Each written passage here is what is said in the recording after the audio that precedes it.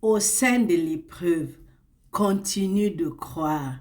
Surtout n'arrête pas de croire. Matthieu chapitre 8, verset 23 à 27 nous dit: il monta dans la barque et ses disciples le suivirent. Et voici, il se leva sur la mer une si grande tempête que la barque était couverte par les flots. Et lui, il dormait. Jésus dormait à point fermé. Les disciples s'étant approchés le réveillèrent et dirent: Seigneur, sauve-nous, nous périssons. Il leur dit: pourquoi avez-vous peur, gens de peu de foi? Alors il se leva, menaçant les vents et la mer, et il y eut un grand calme. Ces hommes furent saisis d'étonnement. Quel est celui-ci, disait-il, à qui obéissent même les vents et la mer? Mon frère, ma soeur, s'il te plaît, commande, aime, partage, abonne-toi pour bénir d'autres, parce qu'il y aura beaucoup plus de vidéos de la même façon.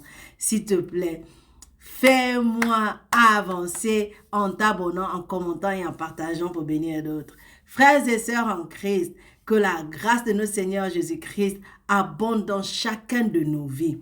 Ce matin, le Seigneur t'interpelle sur ta capacité à demeurer dans la foi lorsque les épreuves surgissent, lorsque les épreuves t'attaquent, lorsque la tempête gronde dans ta vie. En effet, les disciples sont dans une barque avec Jésus et traversent le fleuve. Le Seigneur dort et la tempête survit. Cette tempête est violente et semble vouloir emporter la barque. Jésus-Christ est Dieu, de même que le Père. Y a-t-il un seul moment pendant lequel il dort dans notre vie? N'est-il pas celui qui ne veille à temps et à contre-temps? Celui qui ne nous abandonne jamais, surtout pas dans les moments difficiles. Les épreuves de la vie, les problèmes de tous les jours, les crises dans nos familles, dans nos relations, à notre travail, dans ce qu'on fait et dans notre propre vie peuvent nous amener à douter de la présence de Dieu dans notre vie. Et puis ça peut aussi nous donner l'impression que le Seigneur dort, qu'il nous a oubliés, qu'il nous a abandonnés, qu'il n'écoute pas nos prières, qu'il nous a laissé tomber. Et pourtant, le Seigneur est toujours là, toujours avec nous. Et il traverse ces épreuves de nos vies avec nous et a toujours prévu un moyen de nous en sortir. Plus encore, très souvent, il nous a donné la capacité d'agir sur la situation. Ainsi, le Seigneur critique le manque de foi des disciples. Ce manque de foi se situe à deux niveaux.